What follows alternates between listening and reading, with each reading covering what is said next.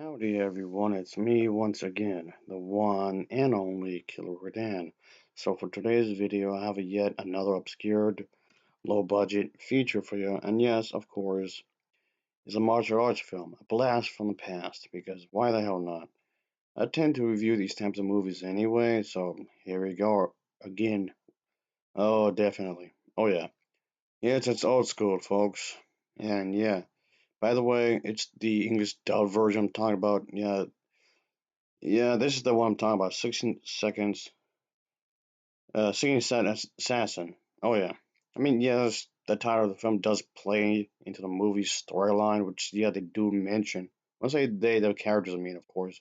It does get brought up, of course. It has something to do with winning and losing, all that jazz, of course. But yeah, I just thought I'll just do this again because I just want to talk about more martial arts type movies, of course.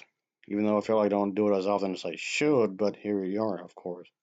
I have my own playlist of these types of movies, by the way, for those who don't know. If you just come across my channel, and I'm just letting you know, I have my own playlist. I have an entire playlist of just nothing but Kung Fu, in case you want to know. Anyway, whatever the case is, let's talk about the damn story, shall we? So here we go. Oh, yeah. In this movie, we get to see that there's this infamous individual, of course, let's say, is so-called throughout the Kung Fu world for his ability to defeat or kill anyone if required, an opponent under a minute, hence the title of the movie. Well, keeping track with his father's goal to watch, again, hence the title of the movie. With such effective technique, this character can naturally gain this kind of crazy representation, and certain people may either want to hire him as a hitman or want him dead. So yes, let's just say that it gets pretty damn crazy. I guess this is the movie's way of attempting to get some drama thrown in here, I guess. I mean, whatever, I guess. Sure, whatever.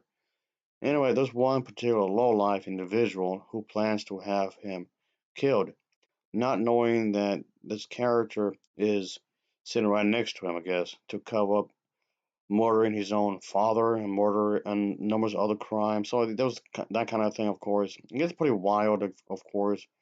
Yes, there's the whole thing with the character killing him and his henchman in less than a minute. Nevertheless, yeah, you get there's this character's brother that isn't pleased with his choice of employment, so to speak, despite his ability to take care of him financially. And so his brother urges him to give up fighting and killing, though he does claim that he can only kill those that deserve it.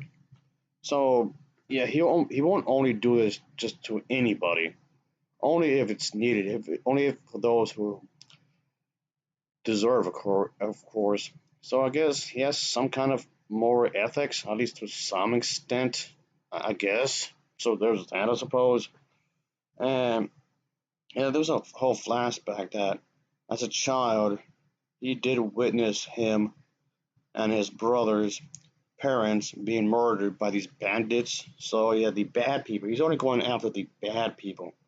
And by the way, folks, this is the English dubbed version, like I said, and I'm talking about. And there's this one bit that did kind of annoyed me in some ways. Any was a brothel, and to be clear, I don't mind brothels. Okay, I do believe, I do believe that if a woman or a man wants to make money off their body, if they want to pretty much make the money off of fucking, that's I have nothing against that. But there was just one factory error. I don't know if this is in the original version of this. I'm just going off on the American version. Okay, in the American dub version, yeah, there was this whole bit where the character stated that there was this woman who was sold into a brothel. That doesn't make any sense. And the thing is that brothels aren't isn't human trafficking. People get that mixed up quite often. Brothels are not human trafficking. Contrary to popular belief, these two things aren't the same thing.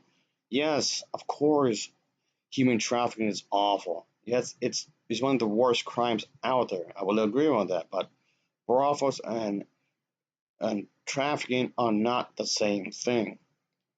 Never mind the fact that brothels are legal. That aside, that doesn't make any sense. So I'm just letting everyone know for whoever is coming across this.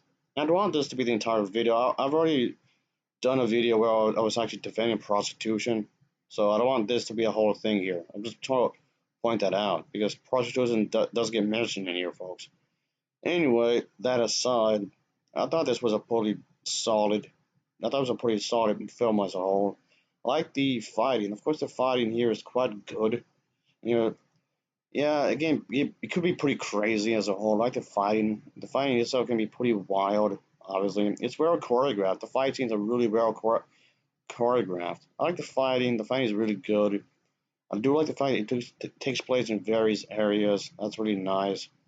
Keeps the whole thing really exciting. I mean, yes, like I said before in other videos when it comes to this genre, it doesn't necessarily have to be multiple fight scenes in different areas, but if you are going to do that, make sure it doesn't get repetitive. That's kind of tricky though, when you think about it, because if you have multiple fight scenes, how do you prevent it from getting too repetitive? You don't want to get too redundant, is what I'm trying to get here. Anyway, if I have any major complaints for this movie, or at least this version, aside from the awful dubbing and the whole prostitute thing, I thought the ending was too abrupt. The ending was way too abrupt. That's off. Anyway, I'll give this film an overall rating of a 6.5 out of 10. It's a 6.5 out of 10 for me. So as always, thanks for watching. See ya. Oh yeah.